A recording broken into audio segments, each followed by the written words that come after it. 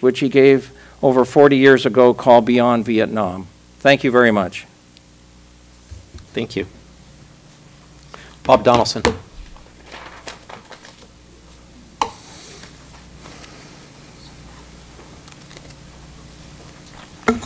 Good evening, Mayor, City Council. I'm up here with the same thing I'm usually up here with, is the short-term rentals. We're seeing, unfortunately, the one directly across from my property at 11681 Robert, the lady just started doing it. They've rented illegally this week. We're having a hard time for the city to catch the person because they got to get there before they go to the convention because the cars are gone. But they were there.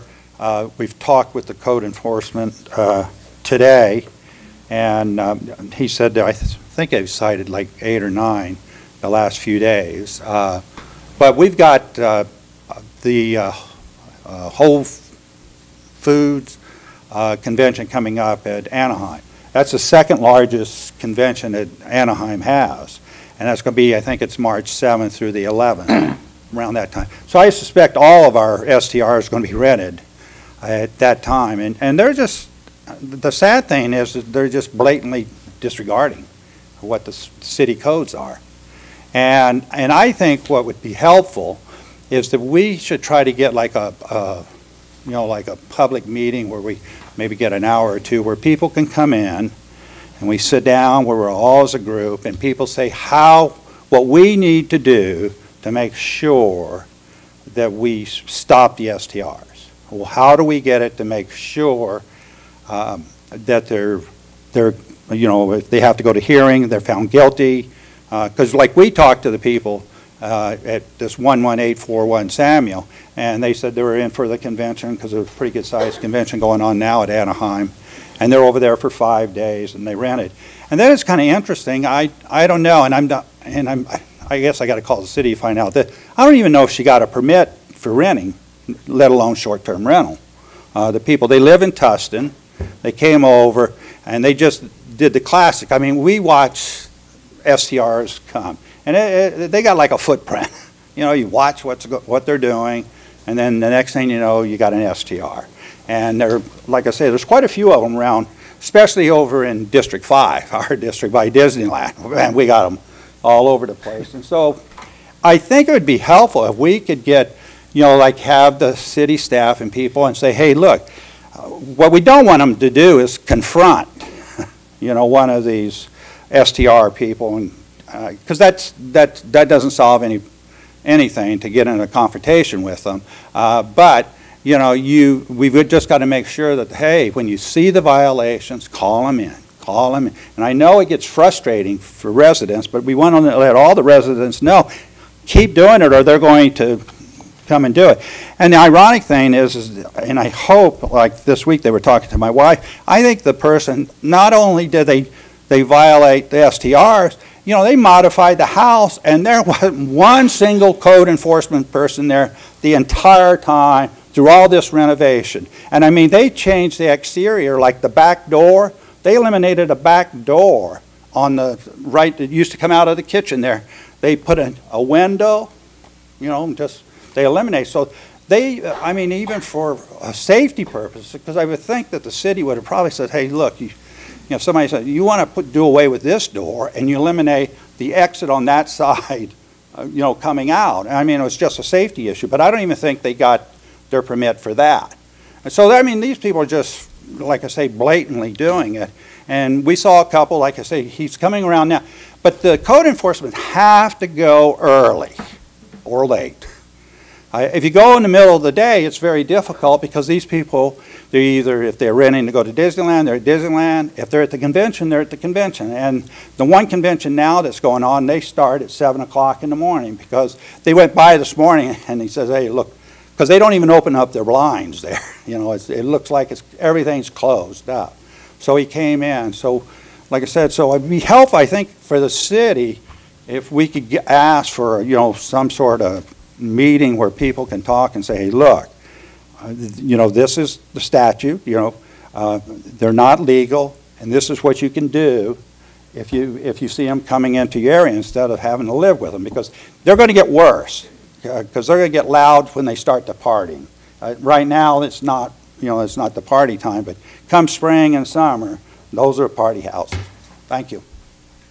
Thank you, Bob. Pam Donaldson.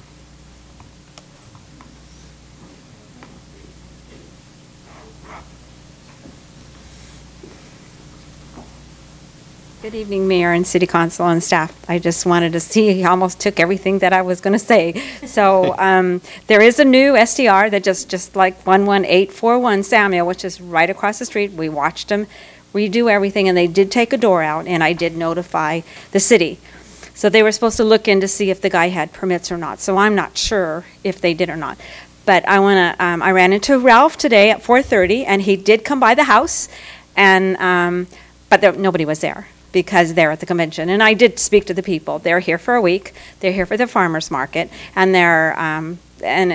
like today, I think it's going on until 7 o'clock at night. So they won't be back until 9 o'clock. But anyway, that's all that I had to say, because he also did this. And they booked it off Airbnb. And let me tell you, my granddaughter, who's in 7th grade, found it on Airbnb. She got on Airbnb, put in the address, and it popped up. So it's simple. It's pretty simple if a 7th grader can do that. So anyway, and then one other thing is, are we getting an In-N-Out Burger on Harbor and Chapman? I think there's rumors. So I was just curious. That's my favorite. Anyway, thank you. Thank you. Ray Raines.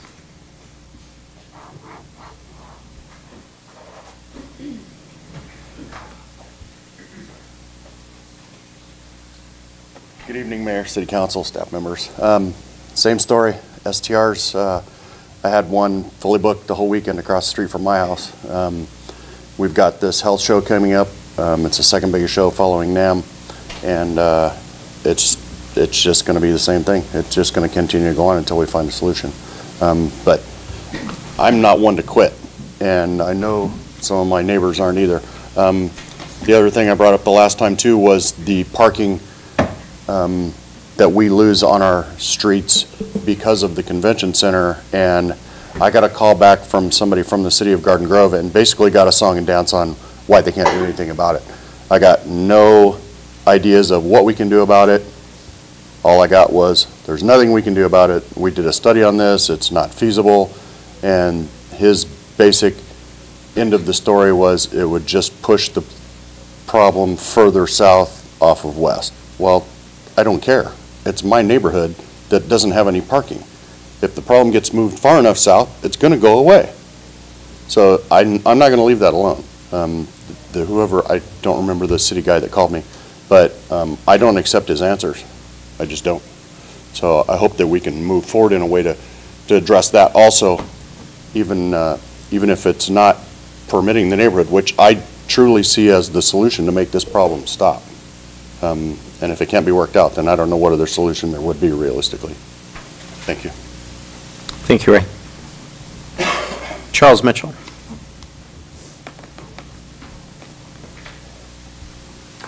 Good evening, Mr. Mayor, members of the council and staff. We have a homeless problem in Orange County, but I'm not talking about encampments. I'm talking about the main corridor north-south running through Orange County, Harbor Boulevard, from Fullerton to the coast. And that is the main route of our bus service. The problem we have is that homeless people are deciding that the benches designed for the passengers on the buses are a good place to stay for a while. And I'm not saying that there's anything wrong with them using the benches. The problem is that the regular bus drivers, or bus passengers, including children and older people, are allergic to tobacco smoke. And the homeless are sitting on these benches and smoking, and there's nothing that these people can do about it but just try to suffer through. Now, I don't know if there's anything the city can do in the way of an ordinance, and I'd hate to put more burden on our police department, which already is stretched to its limits. But possibly signs could be posted, at least in Garden Grove, on our bus stops. No smoking within a certain distance of the bus stop. Whether it will be effective, I don't know. But it is an issue that affects a lot of people, and it's something that the city might be able to do something to curb. Thank you. Thank you, Charles. Maureen Blackman.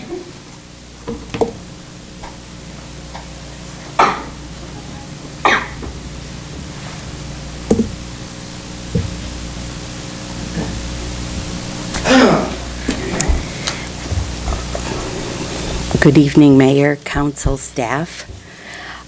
First, I wanted to thank Bill Murray and Public Works for graciously accepting our invitation to speak with the members of the Garden Grove Neighborhood Association and other members of the community in regards to the proposed water rate increase.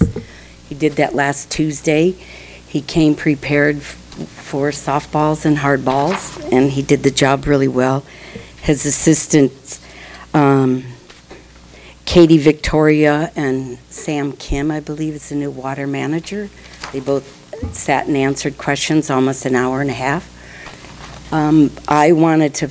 We had much more complicated problems, so I guess I'd categorize myself under the softball, which was how much in 5 years. I'm a moderate water user, and they were gracious enough to take all of our addresses and give us the information, what we could expect in 5 years. It averaged between 20 and 25%. One was 28, but she was way off the scale in terms of her usage. I'm looking to probably be paying an additional $40 per billing cycle in 5 years. So I got my answer. Thank you, Bill. Tonight, what I really wanted to talk about was the elephant in the room, which I will call our monetized street furniture. 75 monetized street benches, to be exact. And I'm speaking about the very new, very green bus benches that are now dominating our sidewalks and our thoroughfares. Coming to a corner near you soon. I have so many questions. I know there was a variety of issues that surrounded our bus benches when trash cans couldn't be there, bus benches went out, some were clean, some were dirty, some were clear channels. So when the topic came up at City Council on the 28th of 2017, November, I thought, we have a solution. We're going to get these beautiful new benches, and life is going to be beautiful, especially for Bill Murray and his crew. Until I saw one, and then I saw another one, and then I saw some more. And I wondered, are ninjas putting this in? I never see a work crew, but I see these benches popping up, especially, maybe I'm ground zero because it expanded from Gilbert and Chapman outward. But some of the ones at Gilbert and Chapman have, 2 green, 1 blue, a trash can. It's an explosion of identities. I didn't see any advertising on it until I saw the one in front of Schill Park, which was the Romantics, and I thought, I got to go back and do what I didn't do in November, which is really dig in and see what the details were of this project. That was my bad. It was under consent. I didn't pay attention. I thought it skimmed through, but I feel like I kind of owe it to the people who pay attention to my typo-ridden emails that I should have at least alerted the people that this was coming. I also think staff and council should have done the same, because it seems to me like this has dotted our landscape. It's an eyesore. They're everywhere. It's like an explosion. Every time I turn around, I just think, I'm going to see another one. So to me, 175 benches is a lot. I thought digital was more the way to go, and now we're on this billboard explosion. I think it's wrong. I think the people deserve better. I think there's too many. They're poorly placed. They're too bright. They're ugly, I'm sorry to say. And I'd like to see what it is, who signed off on it, what the content on the back of the billboards are going to be, how many are we going to see, when are they going in? It was only 2 months, and there's so many of them. It's blinding my eyes every time I turn around. So I tried to be supportive and say, don't be a curmudgeon, but it got the better of me. I'm a curmudgeon at this point. So I really would like to see, I don't want it to just end as a complaint. I think we all deserve some answers. Can we stop these? There's hundreds of them every time we turn around.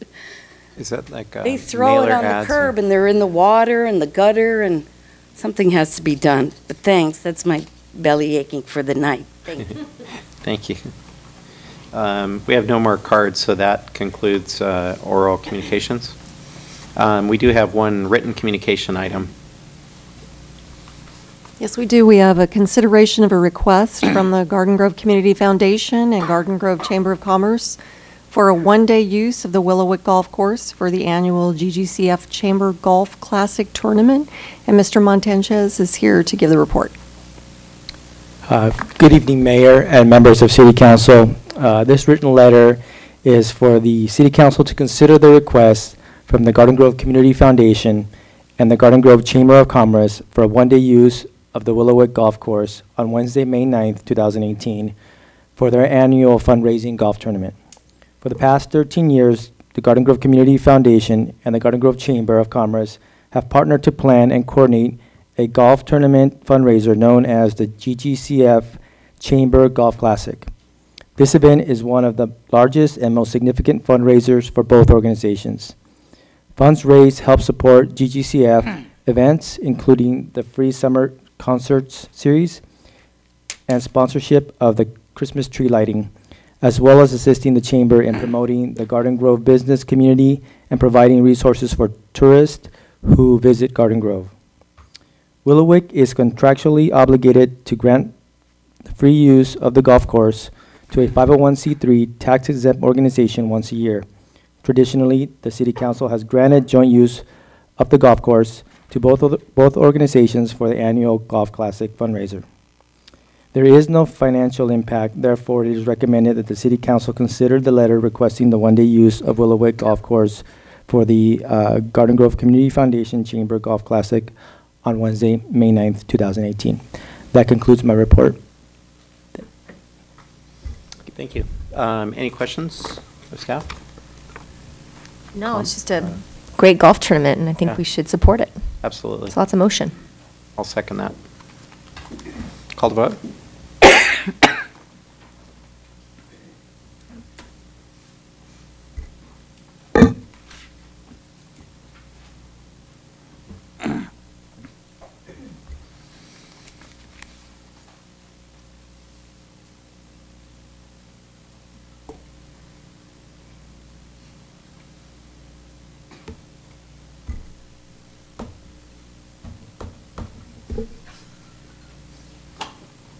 Sylvia?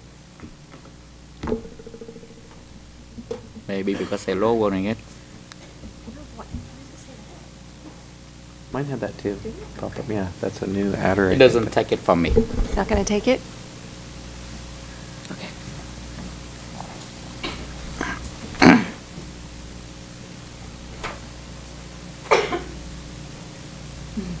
It hung frozen. Let me try your keyboard. Keyboard? Yeah, let's try the keyboard.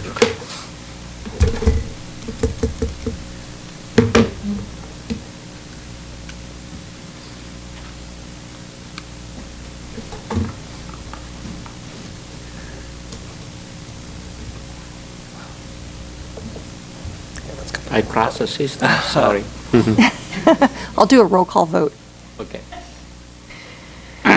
Councilmember O'Neill. Yes. Councilmember Tuhawin.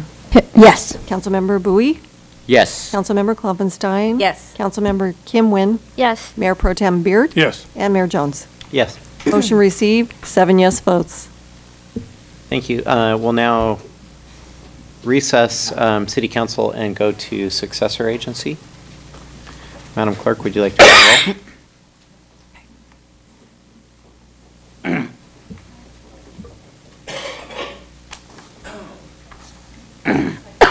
Member Beard? Here. Member O'Neill? Here. Member Tu-Ha Wen? Here. Member Klopfenstein? Here. Member Kim Wen? Here. Vice Chair Bowie? Yeah. And Chair Jones. Here. We already did oral communication simultaneously with city council, so we'll move on to consent items. Receive and file and approval of the warrants. Do I have a motion? I'll make a For motion. consent. Call to vote. Roll call vote. Member Beard? Yes. Member O'Neill? Yes. Member Tu-Ha Wen? Yes. Member Klopfenstein? Yes. Member Kim Wen? Yes. Vice Chair Bowie? Yes. And Chair Jones? Yes. Motion received, 7 yes votes. Thank you. We do have one item for consideration tonight, item 3A. Item 3A is an adoption of a resolution to award a contract to J&G Industries, Inc. for project number S1232 Brookhurst Triangle Demolition Project Phase 2, demolition of structures at 10151 Garden Grove Boulevard, 12863 and 12865 Brookhurst Street in Garden Grove. And Ms. Covarrubias is here to give the report. Thank you, Mrs. Pomeroy. Good evening, Mr. Chairman and members of the Successor Agency Board. The item before you for your consideration and approval is the adoption of a resolution awarding a contract to J&G Industries Incorporated for project number S1232 Brookhurst Triangle Demolition Project Phase 2. On November 23rd, 2010, the former redevelopment agency and UH Brookhurst LLC entered into a disposition and development agreement to establish the terms for the sale and development of a mixed-use retail, commercial, and residential development on agency-owned property, commonly known as the Brookhurst Triangle. The former redevelopment agency has since been dissolved, and the successor agency is responsible for administering the enforceable obligations of the former agency. On May 17, 2013, the State of California Department of Finance provided written confirmation that the DDA for this project is an enforceable obligation. The DOF also confirmed the successor agency's obligation to demolish all above-ground and below-grade structures on the site. The Brookhurst Triangle Demolition Project Phase 2 was divided into two phases. The first phase was completed in January 2017 and consisted of approximately 26,500 square feet of demolition. The successor agency is now initiating activities for the second phase of the demolition, comprised of approximately 28,700 square feet of improvements.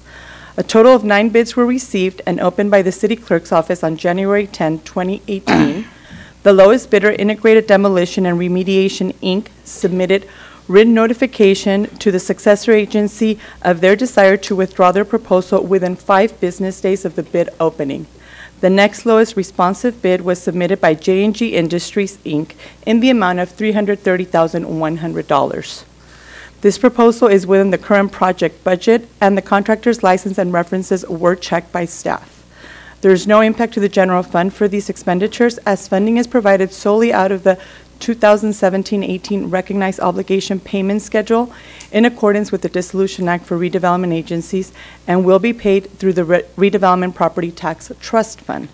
Based on the foregoing information, staff recommends the Successor Agency Board adopt the resolution to award a contract to J&G Industries, Inc. for project number S1232 Brookhurst Triangle Demolition Project Phase 2 in the amount of $330,100. Authorize the director to execute the contract with J&G Industries, Inc. and make minor modifications if needed on behalf of the successor agency, and authorize staff to transmit the contract and resolution to the State of California Department of Finance. That concludes my report, and staff is available to answer any questions. Thank you. Any questions of staff? Just like to clarify the cost. You said $330,100. Here it says $330,000 is $330,100. 100. That's Okay. a typo. Okay, typo on the screen that I'm looking Yeah. at? Okay. Thank you. Sure. Any matters from, oh, wait. Do I have a motion? Move approval. Okay. Second. Call to vote, roll call vote. Or are you back, maybe? Yeah, hopefully. Okay, let me Let's try it. Okay.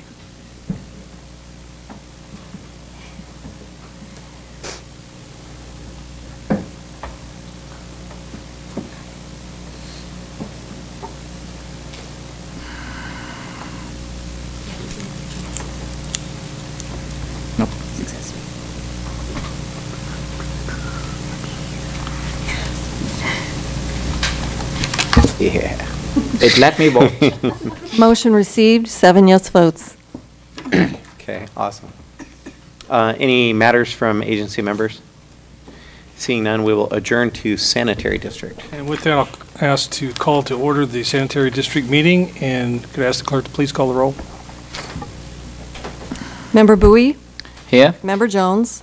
Here. Member Klopfenstein? Here. Member Kim Wynn? Here. Member Tu-Ha Nguyen? Here. Vice President O'Neill? Here. And President Beard. Here.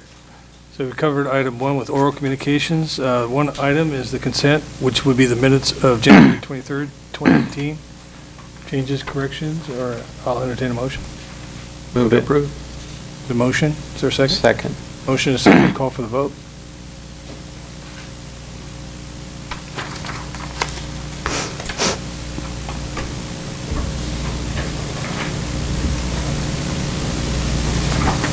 Motion received, 7 yes votes.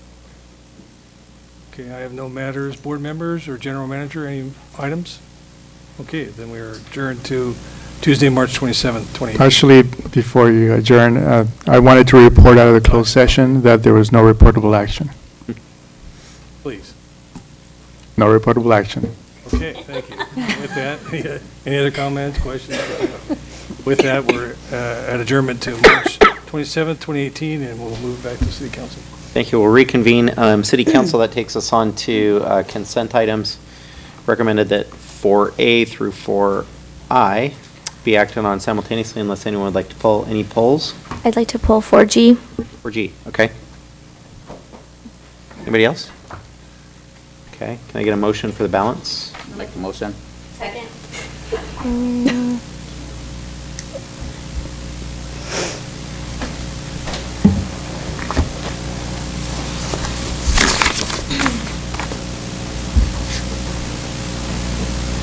Motion received, 7 yes votes. 4G. I didn't necessarily have a particular question for staff. I just wanted to have them come out and give a report on this item as it's in my district and it's been a troublesome little area, so I'd like to highlight a positive thing. Yeah. I can do the report. Mayor, members of the City Council, the property owner for the Bahia Mobile Home Park at the end of the cul-de-sac on Blackbird Street is proposing to do improvements to their entrance, to the entrance to the mobile home park.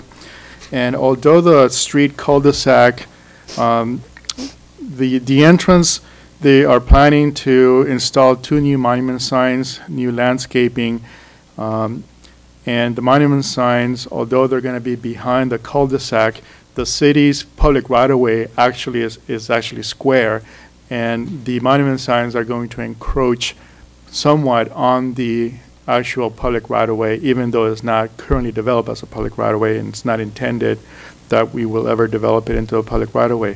However, we need to give permission for them to install their facilities on city public right-of-way. So the agreement actually gives them permission, and then it stipulates a few conditions. For example, they are going to need to maintain those monument signs in good condition for the time that they're installed. In addition to that, they're proposing to install a new storm drain system, including a storm drain inlet that will be on the public right-of-way to take storm water and redirect it from their entrance onto the storm channel. The city is going to contribute. The owner of the mobile home park is a nonprofit organization that provides low-income housing. And the city is going to be contributing some funds towards some of the improvements, particularly the storm drain inlet. And the agreement before you not only memorializes the city's contribution, but memorializes all the conditions upon which they are going to construct these improvements and maintain them for the life of the improvements. If you have any specific questions, I'll be happy to answer them. I do want to mention that there is a yellow. There are, we had to make a correction on the agreement. The city's contribution is going to be $232,000, so that was revised. And also, in the event that they breach any provision in the agreement, we agreed to give them 30 days notice to cure before we take any action to enforce the agreement. Those are the only 2 changes. And also, I handed out to you earlier bird's eye zoomed in to show you exactly what the improvements are. The map that's attached to the agreement shows the right-of-way all the way to Garden Grove Boulevard and made it so small that you couldn't really see where the improvements would go. And so what I handed out is basically zoomed in so you can specifically identify where the improvements would go. And again, if you have any questions, I'd be happy to answer them at this time. Thank you. I'll now motion to approve. I want to make a couple comments just real quick. Is just mainly to commend staff and everybody from, I was involved in the weeds on this one for the last several years. It's been a long time in the making, and this was actually incredibly complicated deal to work out. So I just want to commend both finance and public works for a lot of creativity in terms of how to structure this and how to make it work. Just for one example, this was a private group that actually bought this property from us some years ago and then wanted to make facade improvements to make it look nicer, only to discover that the whole street, not just their property, but all the properties sort of north of it, tend to drain into this property and required a creative solution. So anyways, Public Works came up with a great idea to take the new storm drain inlet to the east and tap into the flood channel and do all these things, and it was a creative way to resolve the problem. So I just want to commend kind of all departments for a multi-departmental collaborative effort to get this done. With that, you have a motion. Do we have a second? I'll second. Call the vote.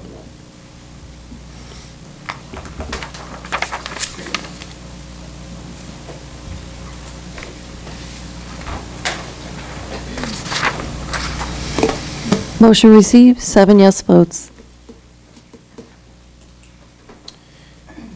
Thank you. That gets us through consent items. Moving on to items for consideration 5A.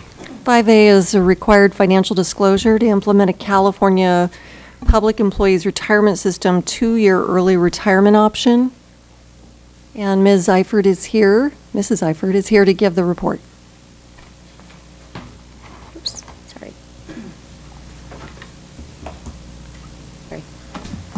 Thank you, thank you, Terry. Mr. Mayor and members of the City Council, as you know, the city is facing one of its most significant financial challenges ever and will need new revenue sources and or to restructure and significantly reduce its costs for the next several years. Last June, in order to balance the fiscal year 2018-19 budget, Council approved an early retirement incentive as part of various balancing budget measures. At the time, staff estimated that such a program can reduce labor costs by about $500,000. CalPERS offers this program for public agencies facing downsizing, layoffs, and or reorganizations due to financial pressures or organizational changes. The early retirement benefit is intended to generate short-term and long-term savings through voluntary attrition of personnel. Through a combination of hiring new employees at entry-level wages and holding positions vacant for some period of time, and or through the permanent reduction in the workforce, voluntary retirements will provide opportunities to reduce labor expenses. The program provides an extra 2 years of service credit to employees who have attained the age of 50 years, have 5 or more years of service credit with CalPERS, and retire within a respected 90-day retirement window. Tonight you have before you the first step in the implementation process for the CalPERS 2-year early retirement incentive for eligible employees within the City Manager's Office, Community and Economic Development, Community Services, Finance, Human Resources, Information Technology, Police, and Public Works Departments. The 90-day window to take advantage of this program would run from July 2nd through October 1st, 2018. Due to the pending Orange County Fire Authority bid for fire services, staff is recommending that a separate early retirement window be established for the fire department if the city does not ultimately contract with OCFA for fire services. The cost of the program, which is amortized over 5 years, is driven by the number of employees who participate in the program.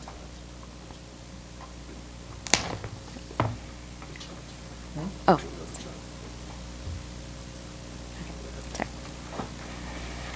The cost will be rolled into the city's actuarial estimate for 2 fiscal years following the implementation and will result in an increase to the PERS contribution rate the city must pay on each active employee, beginning in fiscal year 2020-2021. Garden Grove has a total of 163 employees who are eligible for this program. The CalPERS cost calculation formula requires the city to publicly disclose the cost of providing this benefit as if all eligible employees elect early retirement.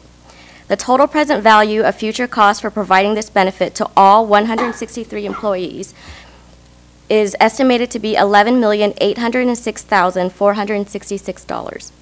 The total cost is spread over a 5-year period, resulting in an annual cost of $2,659,114, or an increase to the contribution rate of 0.1723% over the same period.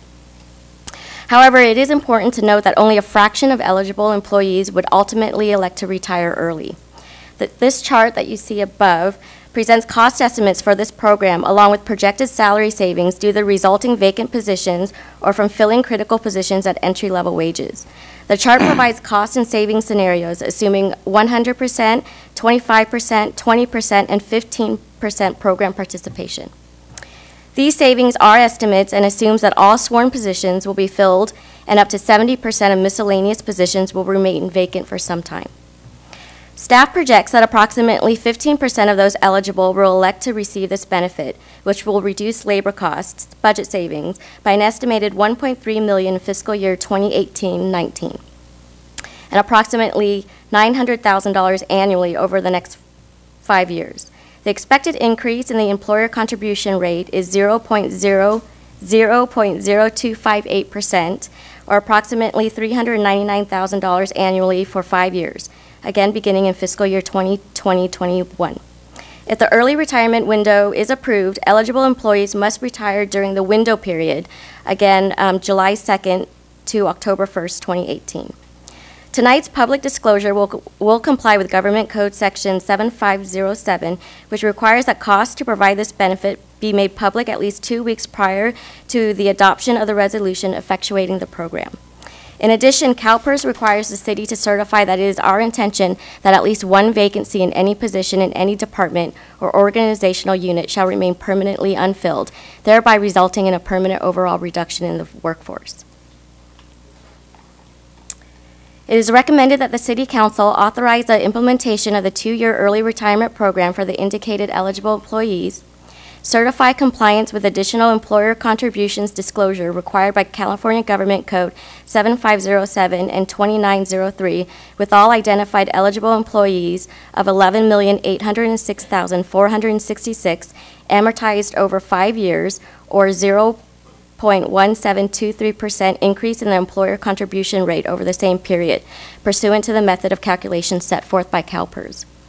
And then finally, to direct staff to bring a resolution to effectuate the 2-year early retirement option for all eligible employees in the City Manager's Office, Community and Economic Development, Community Services, Finance, Information Technology, Human Resources, Police, and Public Works Departments to the March 13, 2018 City Council meeting. This concludes my report, and staff is available to answer any questions you might have. I have a question. What was the time frame for people to come forward? And it will begin July 2nd to October 1st. It's 90 days. And after tonight, there would have to be a subsequent action to approve a resolution to do it, or something Right. between now and then. The public disclosure is the first step, and then in 2 weeks, we can bring forward the resolution. If we were to hypothetically continue this item for a month, would that screw up the timeline of the July 2nd? Or the July? I don't believe so. I think you will.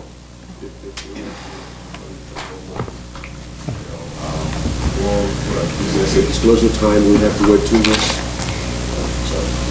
We have to wait 2 weeks for this disclosure and then bring the resolution for your approval to move forward. So if you delay it a month, then we're into April, and then given the number of council meetings, I think we're now pushing very close to that opening window period. Very close, or Mr. Mayor, very close, but not mean. What I'd like to do is, we know that there's some procedural things that have to be followed per CalPERS about how you implement this. So we wanted to kick this off now. We knew we were going to need some time to take it through to get us to that July 2nd date. So I think as both Ann and Kingsley have both indicated, we'd have to come back with a resolution. Then I think there's some period of time that CalPERS requires us to wait. I can't remember if it's 90 days or whatever. It'll start to push us up close to that time. Obviously, we picked this date because we wanted to give ourselves a little bit of cushion to kind of go through the process. So whether we're right at the deadline, we've got a couple weeks ahead of time, a couple weeks after, we'd probably have to get back to you to give you an exact time if you wanted to go right up to the window.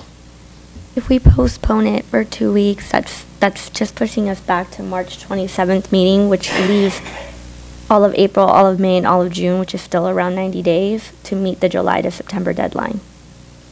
Is there a particular reason why we cannot or should not postpone the vote until the next meeting?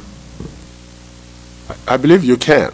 You know, consistent with what Mr. Stiles just said, we don't have any control about response times from PERS. Once we get through this process, we send it over to PERS, and then we're supposed to come back in 2 weeks, and there's some, that disclosure period. We don't have any control how soon they respond, which is why we wanted to start early enough so that we can meet our July 1st deadline, because that's when we indicated in the budget for fiscal years 18-19 that these savings will be realized. I would like to be clear that we do not want to miss the July 2nd deadline. If we implement this, we want it to begin July 2nd. Having said that, this is a complex issue, so I want to have enough time to study it. So if there is time for us to wait 2 weeks, or even better, 4 weeks, then I would like to consider it. But I want you to answer the council, yes or no, that we can wait 4 weeks and still be able to make it. And close doesn't mean that we cannot do it. Yeah. What I would say is this. Yeah.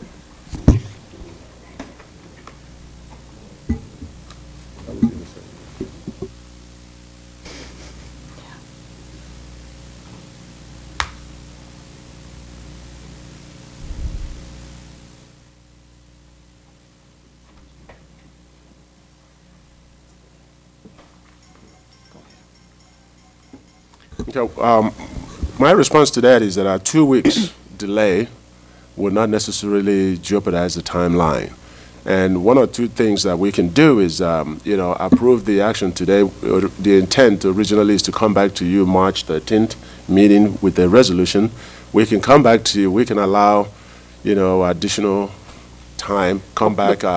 Before we get to that, let continue. So I want to make sure that we go through this as systematically as we can. Okay. So the first would be we can delay a couple weeks without jeopardizing the July. I believe so. Okay. I have many other questions, and I would like to wait for my colleague to ask their question first, because once I ask, there will be a series of questions.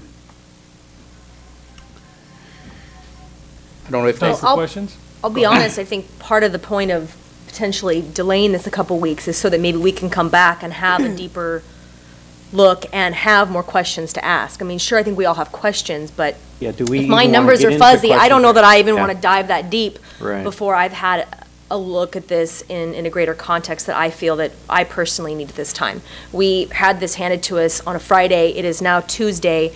Obviously, I read this and I looked into it, but I still have questions that I'd like to ask and things that I'd like to process through and work through. Yeah. That's, I think, the point of why some of us are asking for that additional time.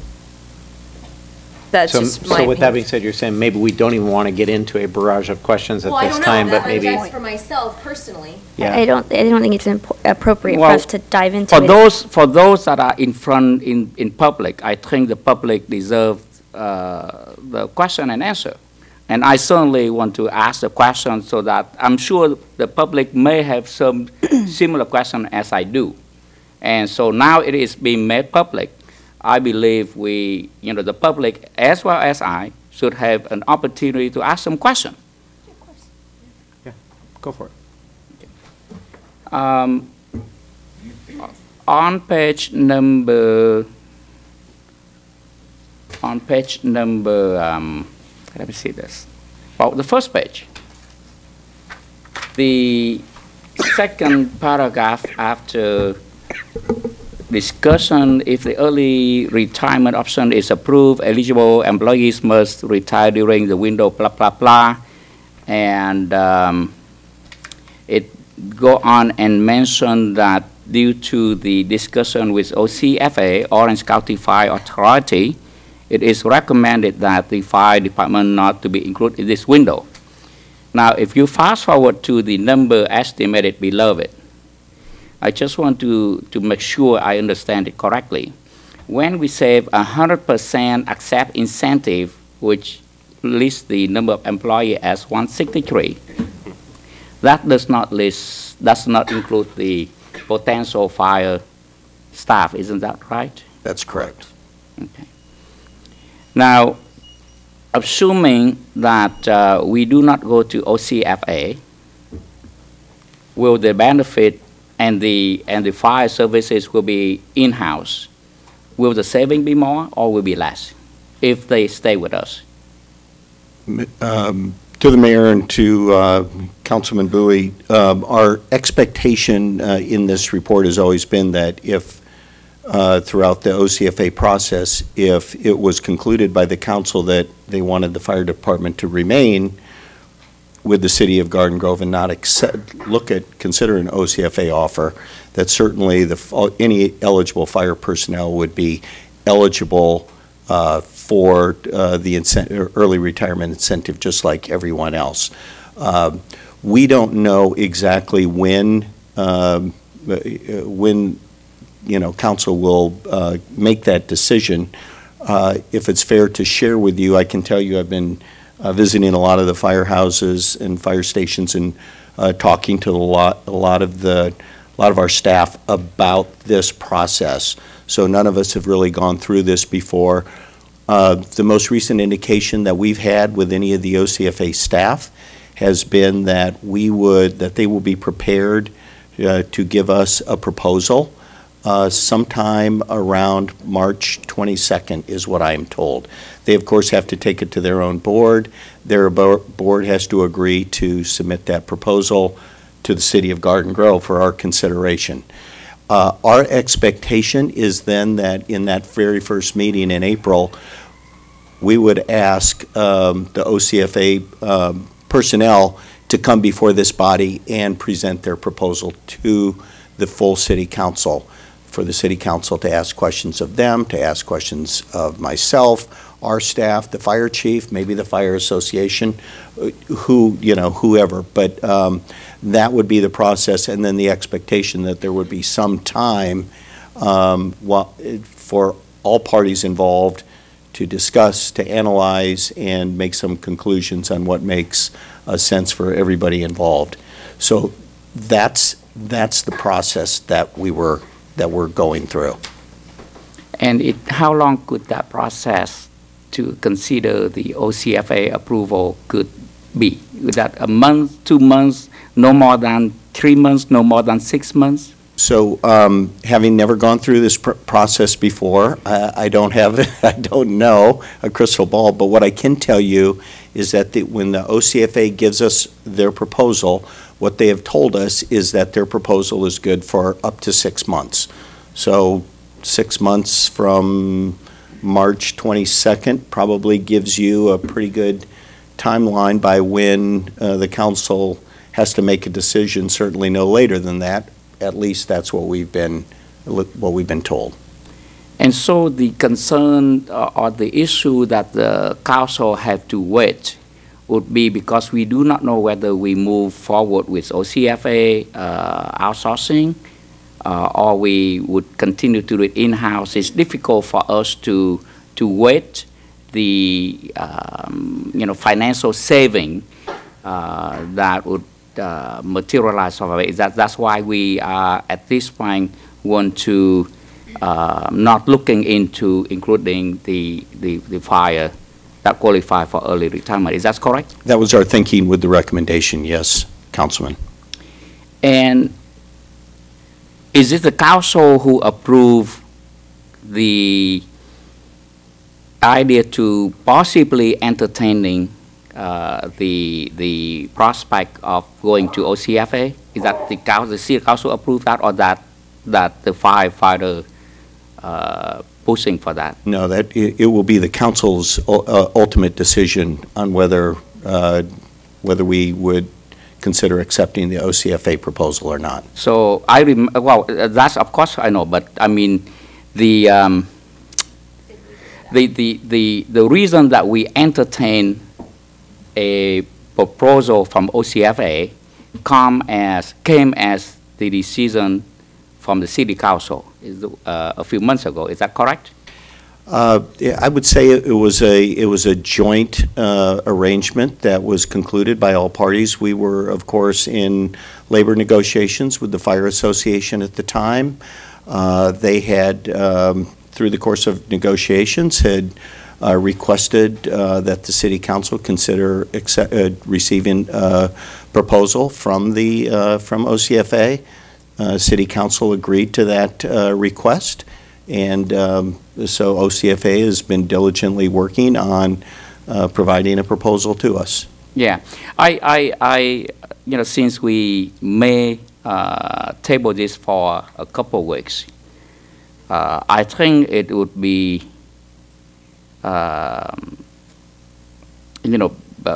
would be right for us to also include what it would take if we would include, fire in this calculation. I think it's fair. They have earned, they work for many, many years, and they have earned their retirements.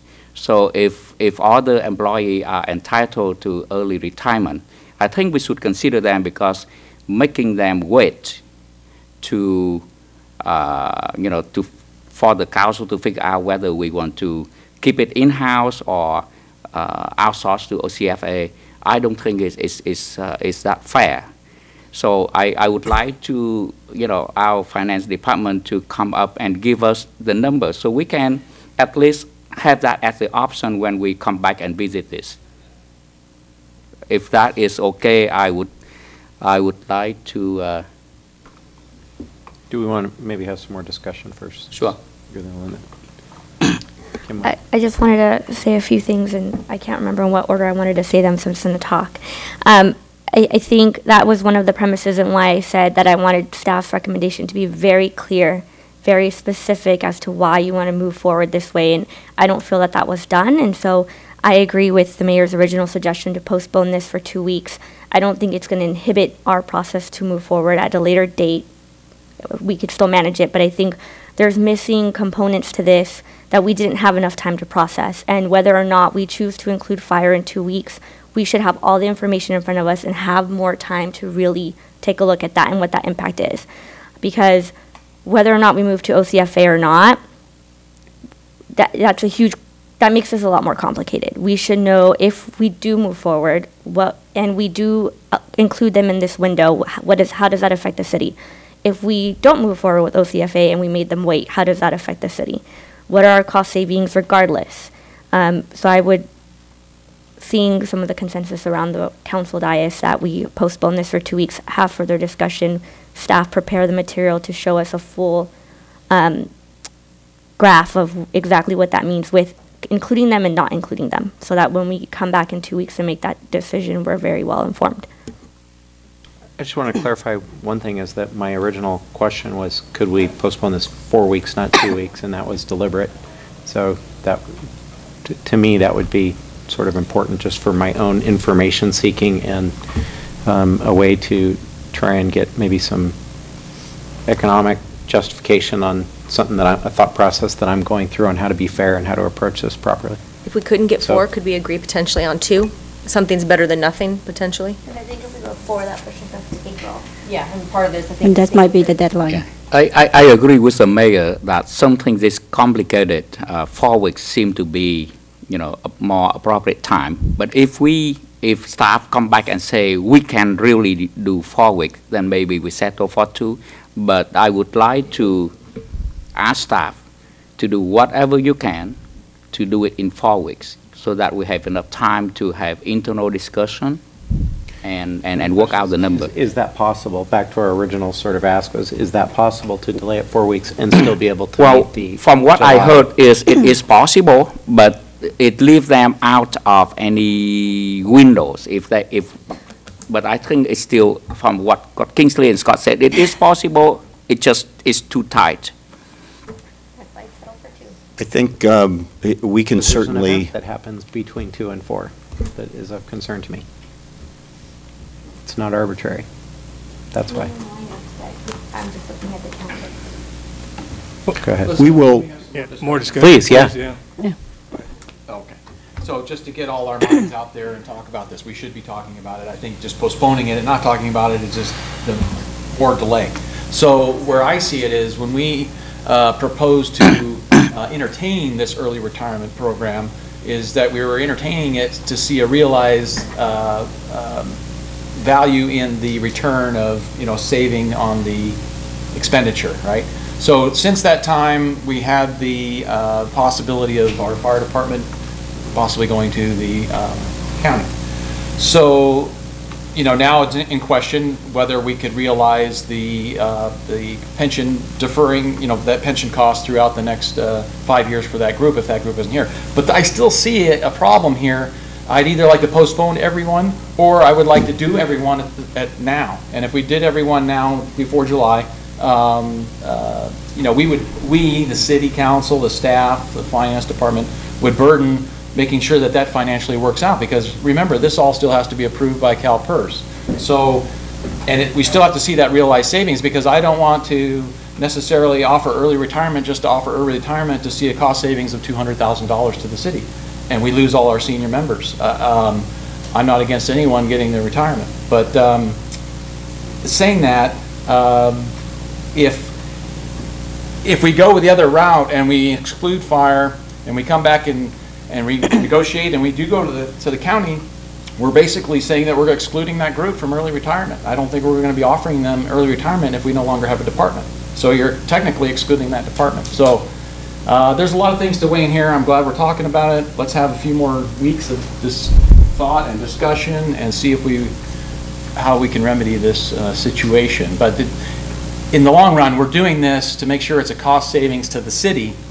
And if we get through this whole process of doing all this and we save a couple $100,000 and we lose a lot of our senior members just to say that we gave early retirement, I don't see the value in that. So I just wanted to get that out. You bring up some good points, Councilmember. I want to deal with it and what's feasible, what's advantageous for the city. But I have a lot of additional questions too. I think in 2 weeks, by the next council meeting, we continue this on. We'll know if we can continue on another 2 weeks. So it sounds like it will be heard in 2 weeks. You have a definitive schedule if we meet the deadlines that we need for CalPERS and all the requirements. So that's one thing. So I'd like to take additional time to get information. In that time, till the next meeting, I'd like to get information related to historical. Have we done this in the past? What did we save in the past? Get some, historical information that would be beneficial for everybody. I have questions related to, it talks about keeping positions frozen. So how long are we going to keep those positions frozen? It talks about keeping one position vacant. How long does that, is that indefinite? Is that's just one position? What happens if we add more positions down the road? So I have a lot of questions. I think they can be answered. They need to be answered, and you can collect that information between now and the next council meeting, be it 2 weeks, if we are on a time schedule that we have to meet, or 4 weeks. I prefer more time is better to get all this information. I totally agree with the breakout of the fire department about the cost savings potentially. We could break it down to who's eligible, the acceptance of 100, 25, 20, 15%. What does those numbers mean? We have real numbers to look at. We have no numbers right now. So I want to make it fair. I want to look at all the criteria that we need, all the milestones or the deadlines we have to reach for CalPERS. So I think it's good that we're taking this action now to delay it as long as we can, with the mindful of we are on a definite timeline. Mm-hmm. Well, I thank you, Mayor Pro Tem. I just want to ask my colleagues as we consider this complex issue. On one hand, we have the responsibility to maximize the saving for our city. On the other hand, we have a ethic standard that we have to be fair to everyone. We cannot just look at, what financially better for the city. We have to look at that in the context of being fair to the employee. If we make the as a good policy, if we make some offer to one group of employee, we have to make the same level of benefit to the other employee. So while we are trying to maximize the benefit for the city, we have to keep in that context in mind. So we are not jeopardize or put a burden on one group against the other. So I hope we, in the next couple of weeks, we will contemplate on it and make the best decision when the time to make the decision. So Kingsley, the last time we discussed with you had said 2 weeks, but if we stretch to the maximum without compromise deadline, are we going to be able to make 4 weeks to push back? Let me answer this way. It's council's prerogative to take on this item whenever. The critical deadline for us in terms of achieving the savings, the sole purpose of doing this in the first place is that we put it in place at the beginning of the fiscal year, so we have a whole fiscal year to achieve the savings that we contemplated when we adopted the budget. Council can postpone it, as long as you need to consider whatever facts or issues that you want to consider. And we've indicated to you, recommending to you that we open a window that starts July 1 to September 30. Just because it's the beginning of the fiscal year. That window can open, after July 1 if you so choose to. So that's really the hard deadline that we are recommending to you, so that we are able to achieve that savings over the fiscal year that as we indicated and adopted in the budget. If we can do 2 weeks, like I said, without pushing too much to that deadline, you can do 4 weeks, and we'll be rather, very close and may have to go beyond that. So right now, I don't have any control on how, soon the CalPERS will respond to some of these things, and we can only control our own deadlines here within the city. Any other high-level comments? No more comments. I'd like to propose that we continue this 4 weeks. Second it. I second it.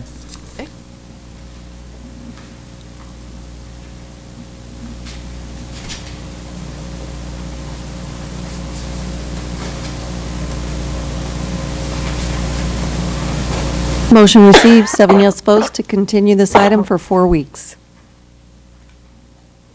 Thank you. Moving on to matters. Matters from council members. Kim Nguyen? Stephanie? Sorry? Matters from council. Fast. Yeah. 1 second. I have something, but I didn't find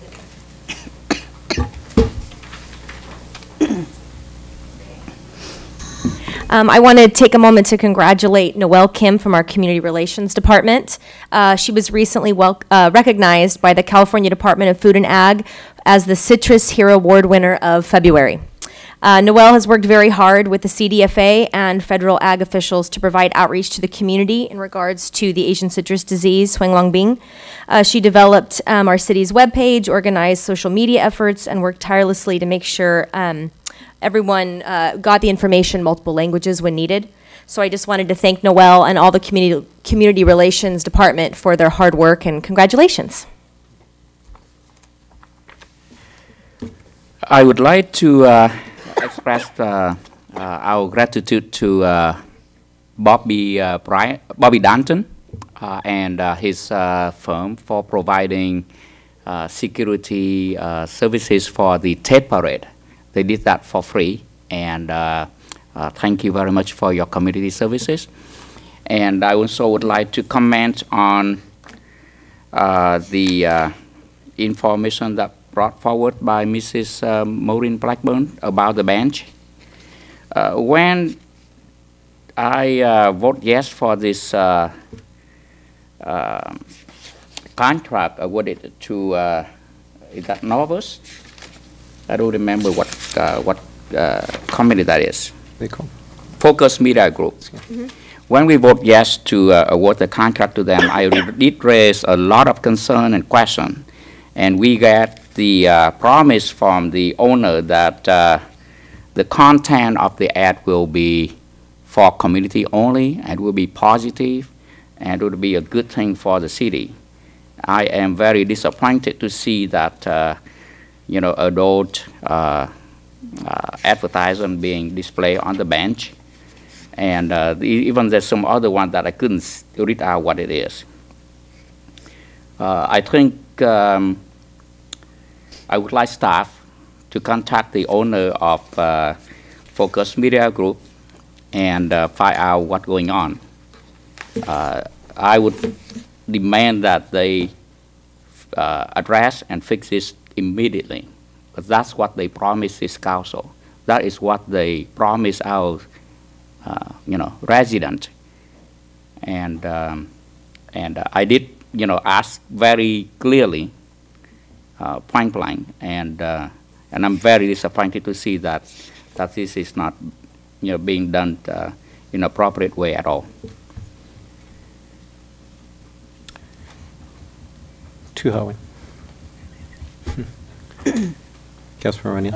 Yeah, I just wanted to comment on some of the public comments. First of all, I'd like to thank Nicholas Dibbs for all he's done for the Youth and Government Day, for bringing that back. Without him bringing it to the meetings, it would have never got done. And he hung in there for the long haul. It was a couple of years, I think, working on that.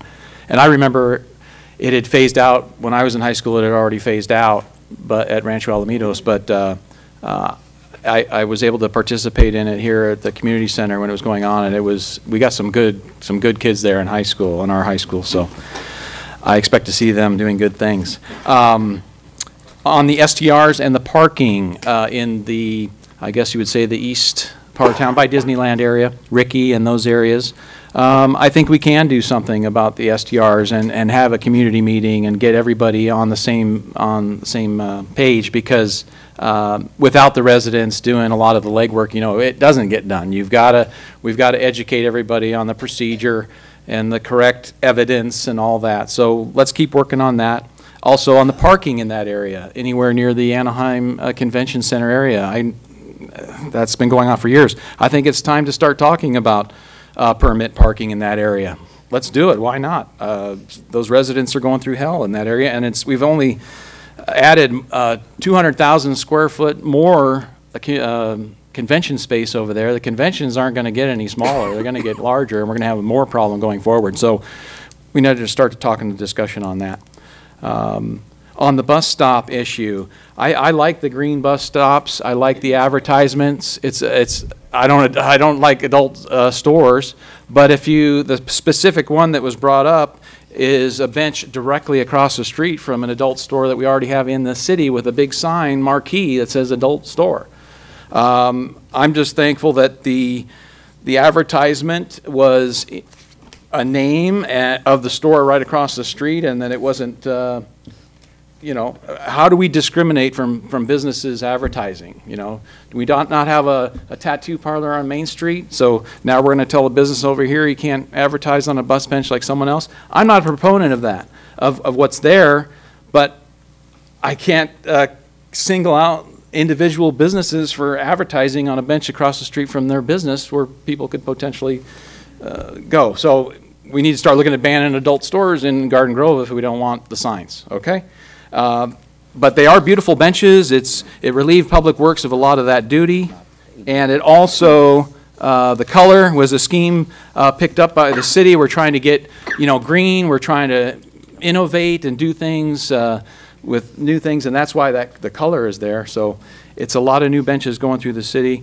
And, I would say, hey, people, advertise. If you have a small business in Garden Grove and your bench is you have benches near your place, I would say advertise on there and get some advertisement. And there has been some benches that have been blocked out for community groups to advertise, for city functions can advertise on there.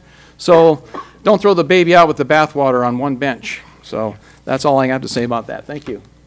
Thank you. Mayor Pro Tem Beard. Thank you. Yeah, picking up on this as well, my only comment would be maybe a review for the council of what the contract says. I think issues related to First Amendment advertising, do we have control over content? What does that control mean? So I think these are some good questions that were brought up. I completely agree with Councilmember O'Neill. There's a lot of good to this. Did we have sign off on the color, on the look, on the context? What was our role involved with this? Was it just a contractual, put these benches in, put what you want in, good luck, pay us our money? It has to be something more than that. So I think we need a few more details before we can just pass this along and say, you know, you like them or you don't. So what was our authority? What authority do we, what is our legal rights or responsibilities? So that's one item. And I want to thank the speaker for bringing this forward. I see him spring up too. I kind of like him, and I kind of think, well, these are very new, and maybe I have to get used to them. Or is it too late to change them if people want to change them? So that's another question I have. I wanted to also thank Mr. Dibbs for bringing it forward. Youth and Government Day. I think it was supported a lot by the Community Foundation as a worthwhile project. I think it's going to continue on by the Garden Grove Community Foundation as maybe replacing another event. But also too, and Mr. Dibbs did well to recognize the people who made it possible. It was a great idea back in this day. It was good to revive it. It was Kim Hoy, and I like to say I kind of pushed behind the scenes as well. It's a beneficial program, youth in government, youth service, youth getting involved and knowing about public services. So thank you for that, and thank you for all the staff involved with bringing it forward. The last thing I wanted to do was ask that the council consider an agenda item for a future meeting. I would like to see or consider looking at our policies and practices for performance reviews by city staff, by managers, but most importantly, who report directly to that, and that would be the city manager and the city attorney. We have new council members. I think it would be beneficial to educate you as to the contracts, the level of service that we have, performance measurements, what we have. So I'd like to bring that forward as a possible discussion item. Not necessarily an actionable item because it involves personnel, so that'd be a closed session item if we discuss that. So I wanted to bring that forward, or ask the council if I may add that to a future agenda to review the performance review of the city manager and the city attorney. Mr. Mayor, if I may, because the issue that we discussed about the bench is very important to me, and Councilman Beer and John O'Neill mentioned something that I don't think match what happened on that day.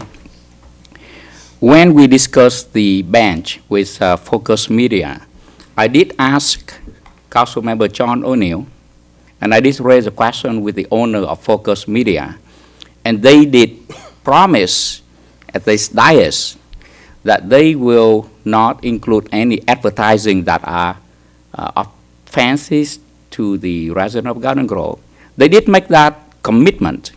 Not that I fully understand about the freedom of expression, but this owner did promise us that they will not advertise anything that is offensive to the resident of Garden Grove. In fact, I also asked him if he would display the communist flag that are so offending to the Vietnamese American, and he promised us that they will not do it. So I would like to ask staff to go back to the meeting, to the minute of that meeting, to the video, to find out what is it that he did promise, so that we can, ask him to comply to that promise. Thank you.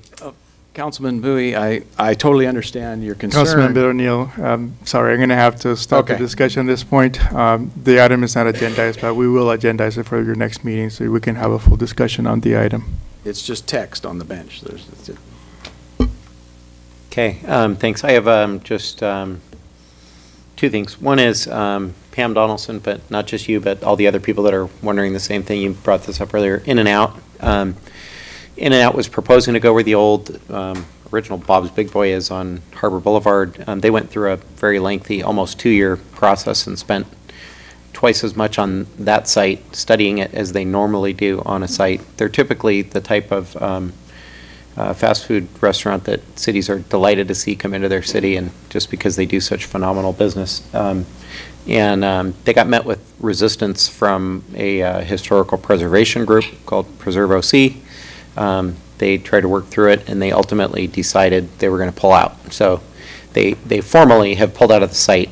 That being said, I had a meeting a week ago with Roger Koch, who's the CFO of In-N-Out Burgers. I was actually just invited to sit in on a meeting that was not pertaining to our city or our site, but just to make an introduction. And I plan to follow up with him and see if there's any possibility of resurrecting their interest and coming back. But it's complicated, and I don't want to make any promises that they will come back. I would give it a much less than 50-50 chance that they would. But I think that's a little bit unfortunate. They would have absolutely killed it in that location, in my opinion, with 27 million tourists coming through that area. And I think they realize the impact of, the potential volume of that site. They just didn't like having to completely reconfigure their program to hopefully achieve support from a group that they weren't clear on what they wanted. So that's one thing. And I, too, have to comment on the bus benches, just because everybody else didn't, to bring it back. Yeah, I'm a little bummed on this, too, but I want to clarify just that I think with the absolute best of intentions and pure intentions, Councilmember John O'Neill brought this item forward originally, the introduction to Focus Media Group. I met with him, with them, and, they had this thing, we can take these ugly, old, dilapidated benches, turn them around, clean them up, and put fresh new advertising. It cleans up a blighted situation, creates a revenue stream for the city.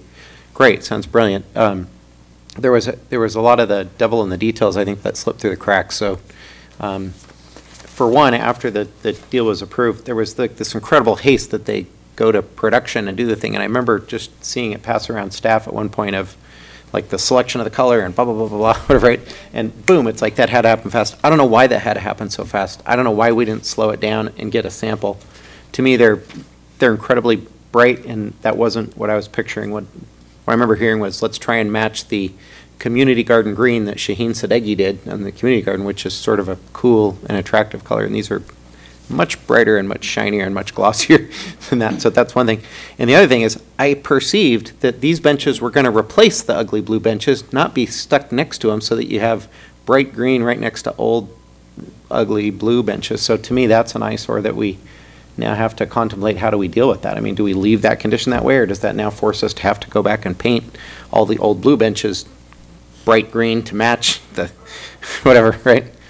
And I won't even weigh in on the advertise. I'd say, yeah, let's review the tape and see what the owner said, and if there's anything there worth holding him to. But so maybe we'll maybe count that as a direction to staff to please look into that and come back with suggestions on how do we maybe fix what is kind of become a fresh new unintended eyesore in the city. With that, I'll hand over to City Manager for any remarks. Thank you, Mr. Mayor and council members. So yes, we will, by the next council meeting, we will come back. Good suggestions about some of those things with promises, colors, all that sort of stuff. What was in the original agreement. So we'll bring all that information back. I think we can do that at the next council meeting for you. Just a couple other things I wanted to mention. I really have to give a shout out to Garden Grove Unified School District. I spent a little bit of the day today touring Santiago High School and also Clinton Elementary School, and they are just doing some phenomenal work renovating our public schools.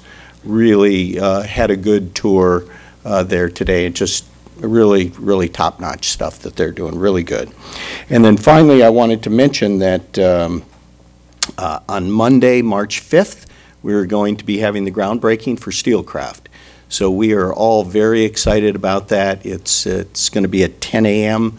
We'll be getting information out about that event, and Steelcraft is getting excited about it too. So we're looking forward to that. So that's Monday at March 5th on Monday.